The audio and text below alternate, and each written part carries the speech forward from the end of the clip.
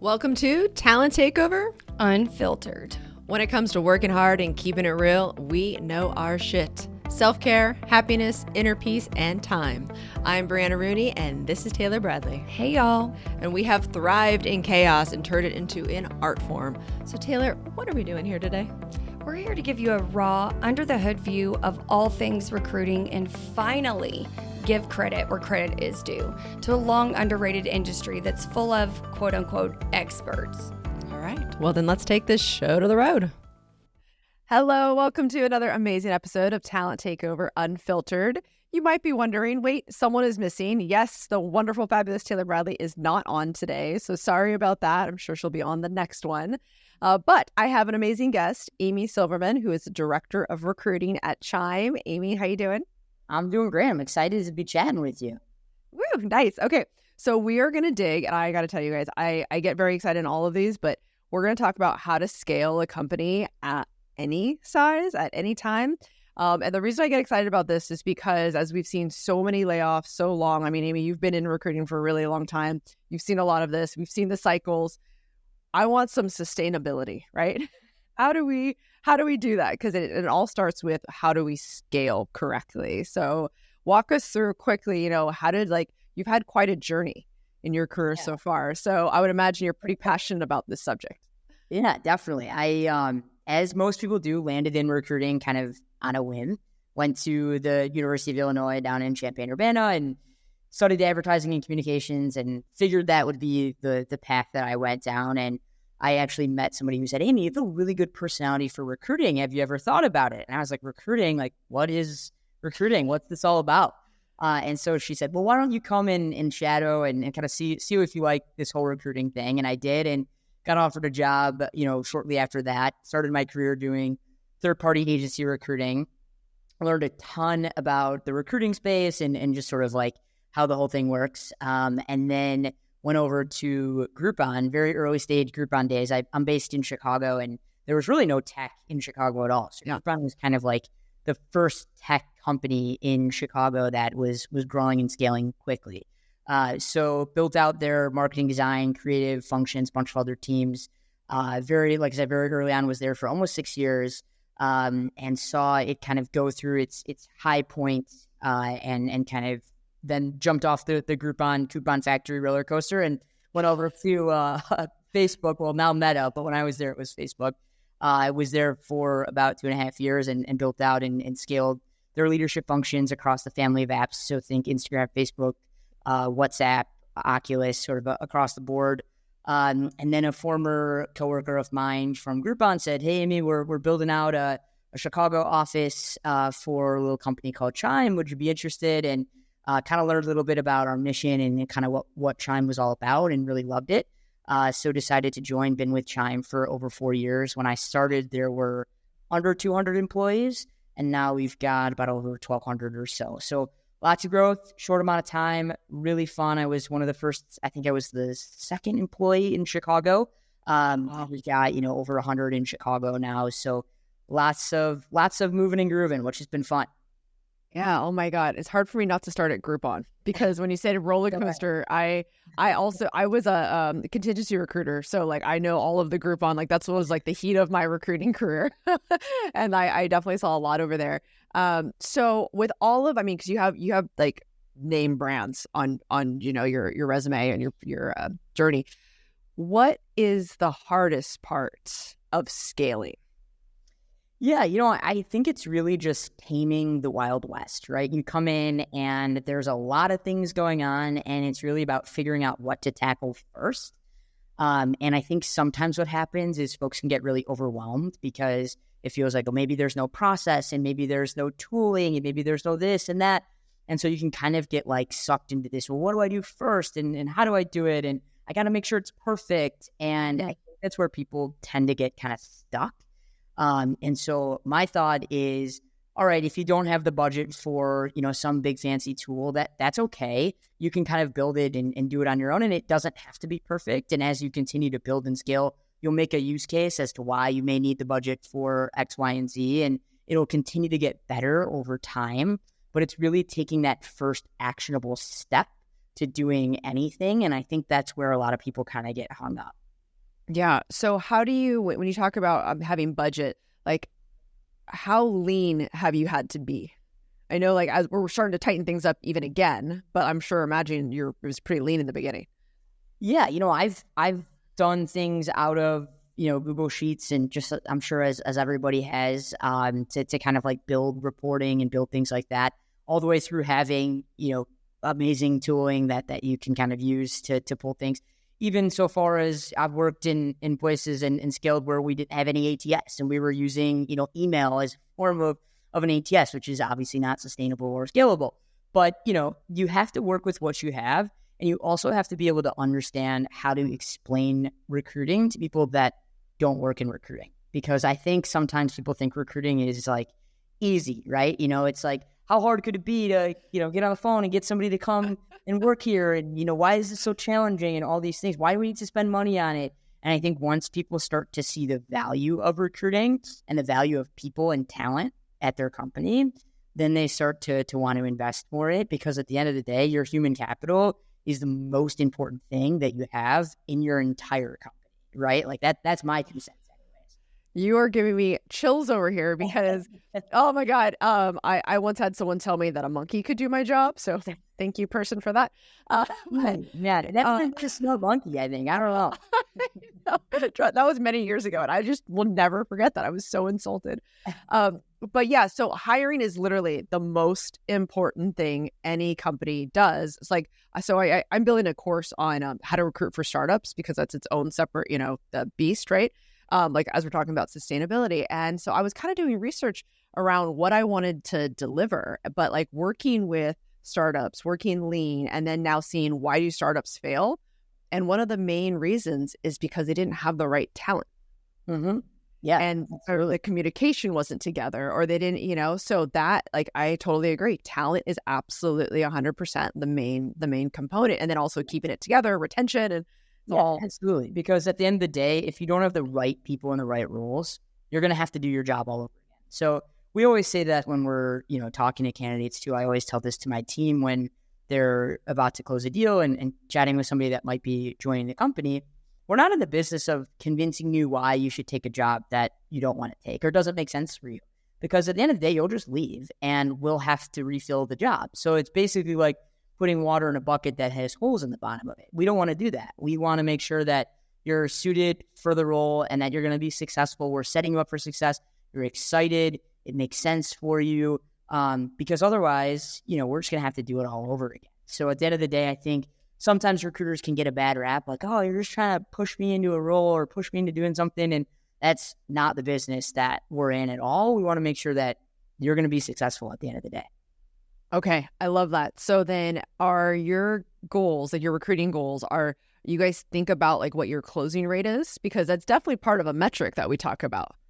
Sure. I think closing rate is important, but I think fundamentally more important than closing rate is candidate experience. And on top of that, I think the other metric that you have to think about is the difficulty of the search that you're working on, right? If you're working on a pipeline search of, entry-level customer service folks, let's say, that's going to be a much different close rate than a senior director, VP search that might be a little bit more challenging. There might be some more nuance to it.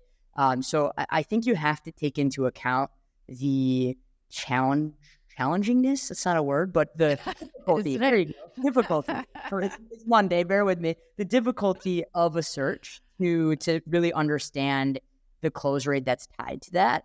And I think across the board, we tend to get into this place where we make one universal metric and we use that to measure a bunch of different things without thinking about the nuances.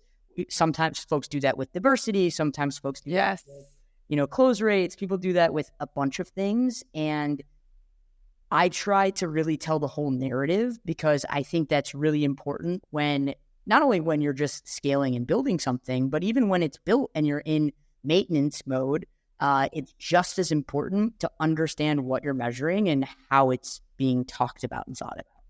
Yeah. Does that make sense? No, 100%. I think that's great, especially like my ears perked up when you said diversity and inclusion, those numbers, because like that's its own separate beast, probably its own separate like webinar. Because, well, okay, I have asked this. Yeah. When scaling, when do you sit like, hey, let's not forget about this.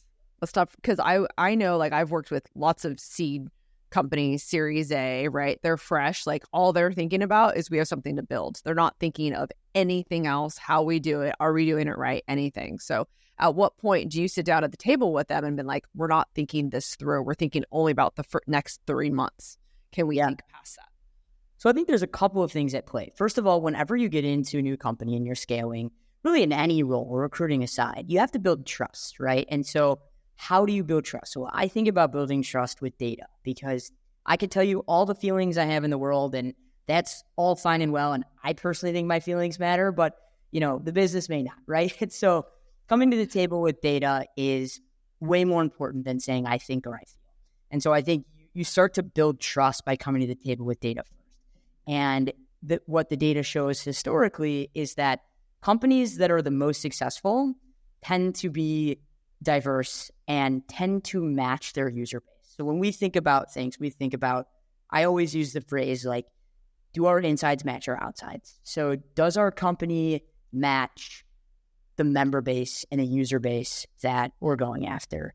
And at the end of the day, if the answer to that is no, then I think the argument becomes, well, you can't build something that's going to be successful. You can't scale something that's going to be successful if you don't understand the users that you're serving.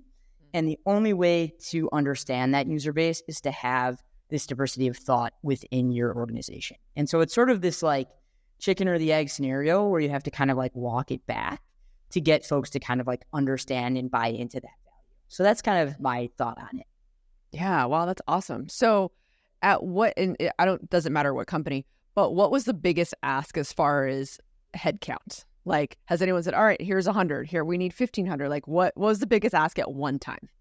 Yeah, I mean, I've had a lot. I think there's been points where I've had recruiters on my team working on like 45 recs at a time, which is a pretty big, and these aren't like pipeline searches. We're talking about like nuanced individual recs that they may be on top of maybe a pipeline of like 20 or 30. So they could be working on 80 recs at a time, which is certainly that's not the case currently, but I've worked in places and built places where that has been the case. When I think about like recruiter capacity and when I think about like building and scaling, I like to look at that number. And the first thing that I like to have the business do is prioritize, because realistically, I know that it's really kind of fun to be like, okay, we need to hire like 1,000 people. Let's open all 1,000 recs at one time, right? But like, that's not realistic. And that's also going to be a recipe for failure. And so what you have to do is you have to think about, okay, I have a recruiting team the size of X, Y, and Z. I need to hire 1,000 people. How are we going to break this down? And looking at the business, what are the, top recs that are going to be most important? And how do we sort of like work backwards to achieve those things, instead of being like, yeah, let's just open the floodgates and, open 1,000 recs. Like, not going to be successful. Your employer brand is not going to look good doing that. So there's a bunch of sort of like negative connotations that can come with that. And so you have to be really thoughtful, because you only have one chance to do it. And so you've got to do it right. And you've got to kind of understand how to do it. Mm-hmm. So is there ever a time where like they said, okay, here's 1,000 recs, right? And they're like, nope, I don't care what you say. We have to fill these 1,000 recs by, 6 months or like whatever it is, right? Something crazy. Where you say, all right, well, then here's my plan. I'm going to need agency help over here. I'm going to need this much more for my team. I'm going to need this tools. Like, do you actually then lay it out completely in its entirety? Push back? Yep, 100%. So that would be a situation where I would do exactly that. So I would figure out what's the recruiter capacity realistically without them burning out and breaking. What's our, recruiter coordination capacity? But even more important than that, what's our interviewer capacity? Because I think that's where we tend to break, right? You think, all right, we'll hire 1,000 people, we'll just interview them, whatever. Well, do you want your salespeople also selling? Do you want your engineers also engineering? Do you want, your compliance people also doing compliance-y things? Like, or do you just want them interviewing? Because if you're saying to me, you can give 100% of your time to interviewing, then sure, let's open them all up. Let's go for it. But if you're saying I can give you 20 to 30% of my time to interview in the week, then we're going to have to scale back what that looks like. So to me, that's like the biggest thing, because otherwise you're going to have folks interviewing candidates from, 9 in the morning till 5 p.m. And we've also done things, I've been a part of things where we've done interview days where we've sprints, like you've done sprints, right? Yeah. Exactly. We put them together, done them on like a Friday, Saturday, Sunday. We brought folks in, and you also have to think about how does that impact candidate experience and the message that you're telling candidates. So there's a lot of other pieces that kind of come into play there. But at the end of the day, there have been situations where it hasn't been ideal, and unfortunately, we've just had to do it. But yeah, I think there's a lot of pieces that people don't think about. Yes. So I was talking about that just the other day. Again, I was working with a seed funded company, and they're like, okay, you're only sending us 4 resumes a week. Well, I'm like, well, you guys are like a really small company and you're telling me you need to build. So I'm trying to be mindful to time. Like, no, open it up. I'm like, okay. But so of course we open it up, and I'm trying to work them through that. There's like that fine line, right? Especially when you're not in the org itself. And so all of a sudden, within 2 weeks now, I have people being like, hey, I can't even schedule on the hiring manager's calendar for another 3 weeks. Yep, exactly. And now we're in a situation. And you're going to lose candidates that are really solid. And so to me, like I preach this all the time. It's quality over quantity. And it's really thinking about how we can strategically do that. Because let's say you find a candidate that, you really want to push them through, but there's no time for them to interview because the folks that are interviewing are already all booked up. Well, now you're going to lose talent to a competitor because they're going to go interview somewhere else. And so you have to be really thoughtful about that stuff instead of just saying, all right, 1,000, let's just open 1,000. We'll just go one by one. We'll tick them off and we'll be, good to go. What's funny is I always find that hiring managers are like, well, that's exactly why you need passive candidates, because they'll wait. They're not actively looking. But what I feel like they don't understand is the moment you get a true passive candidate, they're now looking. You've now put it into their mind that there's probably there's cool stuff out there, right? Yeah. So all of a sudden it's like, well, wait, you said they weren't actively looking. Well, they weren't yesterday, but they are today. Certainly. And building a talent community and building pipelines, like super important. But you also have a lot of times where you have really niche roles, and you're not going to build a pipeline for every single bespoke role that you have. So certain things you can absolutely build pipeline for. So call it like, PMs, designers, engineers, maybe analysts, whatever the large populations might be. But then there's going to be these sort of like nuanced roles, whether it's creative roles or other things where, you're going to know who the top 10 candidates are. And there may not be more than 10 people that you even want to go after for that role.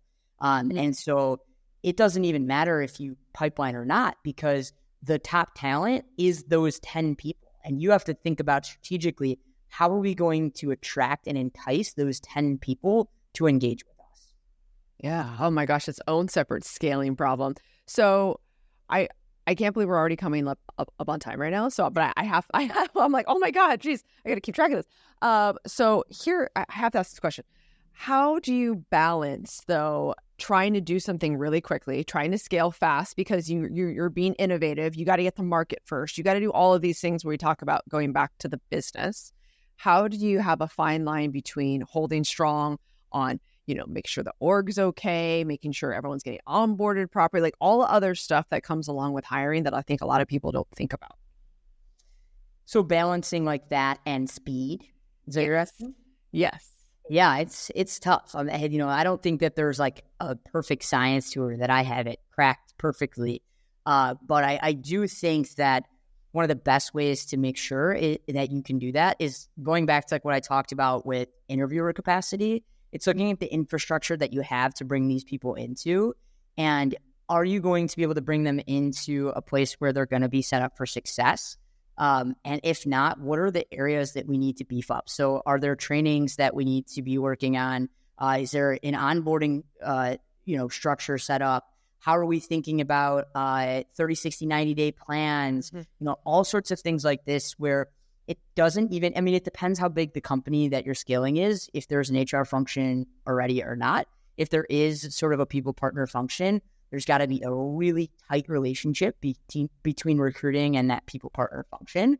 And if there isn't, then recruiting is going to have to really think about some of those things and start to think about how do we build that infrastructure to set these people up for success.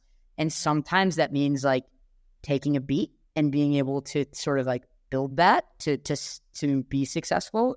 And I think at the end of the day, like I said, showing through the data why that's important, you will absolutely get the buy-in from senior leaders as long as you start to bring in the most important hires first so that the progress can start to begin. And then you can start to kind of like scale from there. Yeah, it's almost like giving the business a little time to breathe. You guys breathe, you keep doing what you need to do. Now we're going to move this other part. But I would imagine hiring managers or different functions are kind of like fighting. They're like probably pulling recruiting. No, mine's more important. Yours is more important. Like, do you find yourself being a mediator sometimes? Oh, for sure. You have to kind of be able to sometimes just like you might get like a he said, she said sort of a thing. And you've got to get everybody in the same room and have a conversation. To me, I think about it through the lens of asking questions.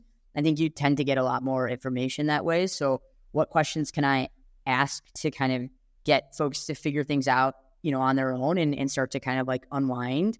And then I can kind of jump in from there and be like, you know what, that totally makes sense.